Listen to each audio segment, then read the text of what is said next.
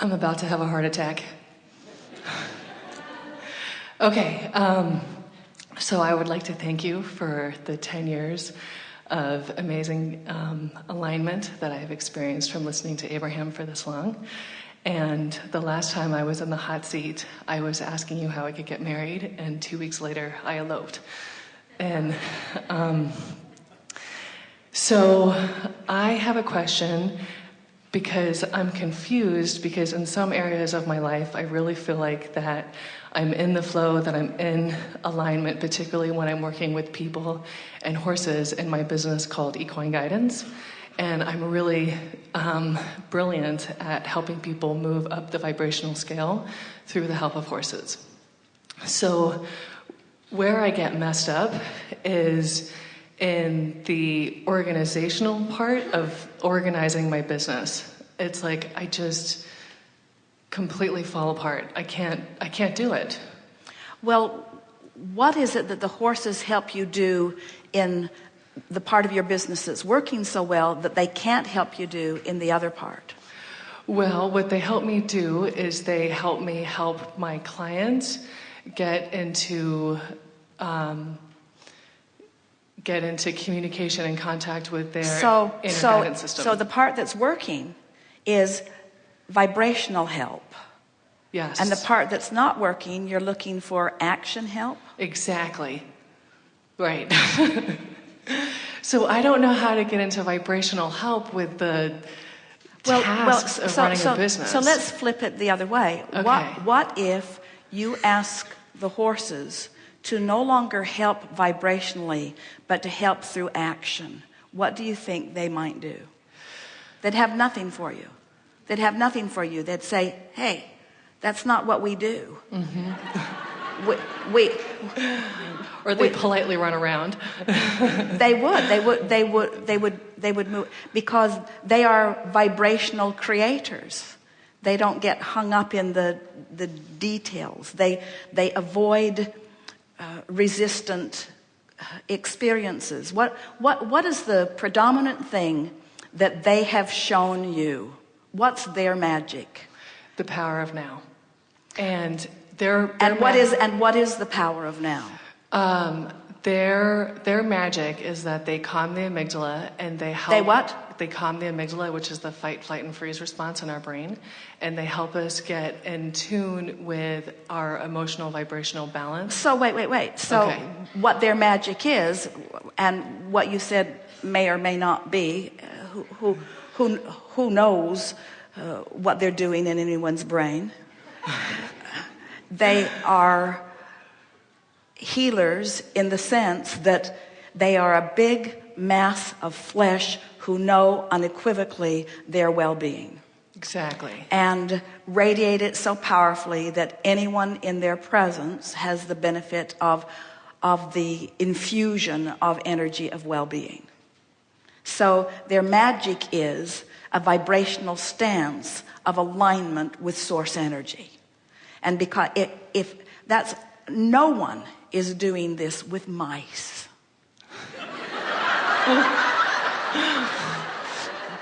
While it is possible and could be every bit as effective, it's the massiveness of the beast who is in alignment and the massiveness of the cooperative cells that are present that create that energy field that makes it easier, not always in every case, but easier for a receptive being to pick up on the energy of it. So the magic, we are in agreement, is vibrational. Mm-hmm. It is the magic of alignment and the influence that is offered when you are truly aligned. Because one who's connected to that stream is more powerful than a million who are not, you see, whether you are a mouse or a horse. But it's just the expectation with the horse and all of that powerful energy moving through its body that makes it possible. So, how could you apply that to the part that isn't working?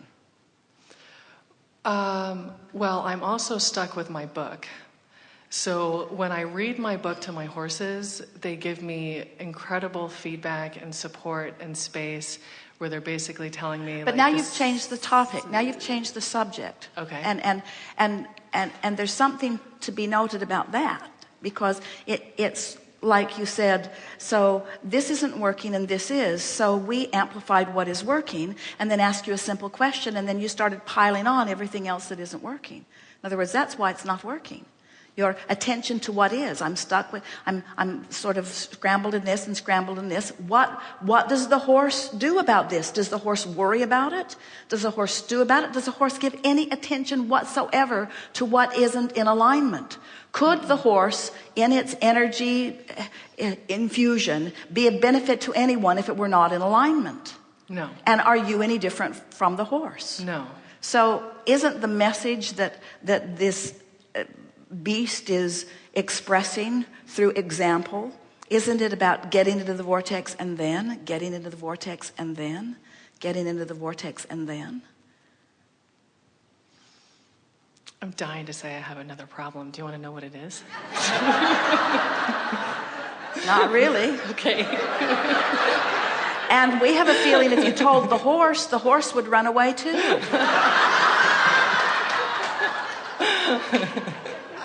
Because this is what you're teaching. In other words, everything sort of wraps together, doesn't it? Yes. What you're teaching is alignment. And so you're wanting to find ways of discovering that alignment. And so you want to say things to yourself like, I'm on the path to it. In other words, start with the situation that is troubling you, and we will show you the path that we would take thought-wise, vibrational wise, to get into the place where you're in the vortex, where the vortex can yield to you the cooperative components that are necessary for you to get the result that you want.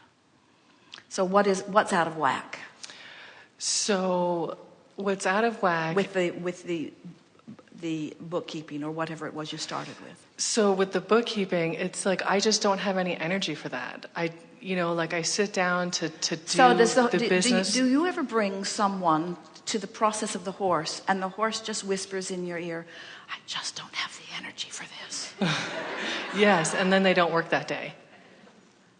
Sometimes you get that from the horse? Mm-hmm. Yeah. Sometimes they say, not today. So how would this be different? In other words, why would you...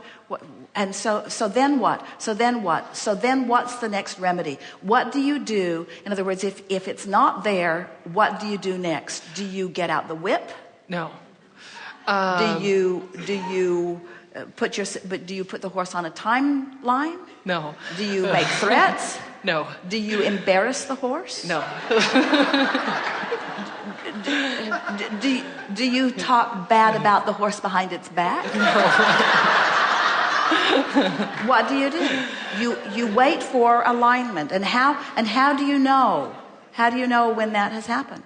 The horse shows up, turned on, tuned in, and tapped in, or whatever that saying is. So you wait until the horse is in the vortex before you ask it to work its magic. Exactly. And this is exactly the same thing that we would encourage you to do. In other words, if you don't have the energy for it, what you're actually saying is, I'm not in the vortex, and anything I do will be drudgery. It will be probably incorrect as I do it. I'm not going to have fun. I'm not going to be efficient. I'm not going to make myself do it. In other words, this horse is a masterful teacher. In other words, when I'm in the vortex, I am magic. And when I'm not, leave me alone. And we would say that to all of you. All right. So then what? So do you believe that if you waited until you felt for inspiration, that you'd just never get to the bookkeeping? No, I would get there eventually. Of course you would. Yeah. You'd get an idea. You'd rendezvous with someone. Someone would say something. You'd wake up knowing something. You'd feel compelled to do something. In other words, when you don't badger yourself about what's not working, but you revel in what is working, now you're in the vortex where more wonderful ideas come to you. It always gets better and better and better and better until it won't be long. About 10 years, you'll say, Abraham, it's been another 10 years, and I was in the hot seat, and I was talking to you about my bookkeeping, and now I have a massive empire that is controlled by comptometers and all kinds of people who know all kinds of stuff, who just came and knew what to do. Okay. So how do I manage my impatience then? So it's like... Tell us what the horse does. The horse goes out and grazes. The horse just Go gets with him. Okay. Okay. Thank you. Because impatience is just an indicator that you're not in the vortex. And so impatience just begets more impatience. In other words, law of attraction is going to say, well, if this makes you impatient, how about this? How about this? How about this? How about this? How about this? So you have to do something to break the evil spell. Okay. Or the law of attraction spell. And what it is just focus somewhere else. Do something different. But conceptually, you have to understand what's going on. This is a brilliant conversation that we've just had. We appreciate your horse so much. Thank you. Thanks.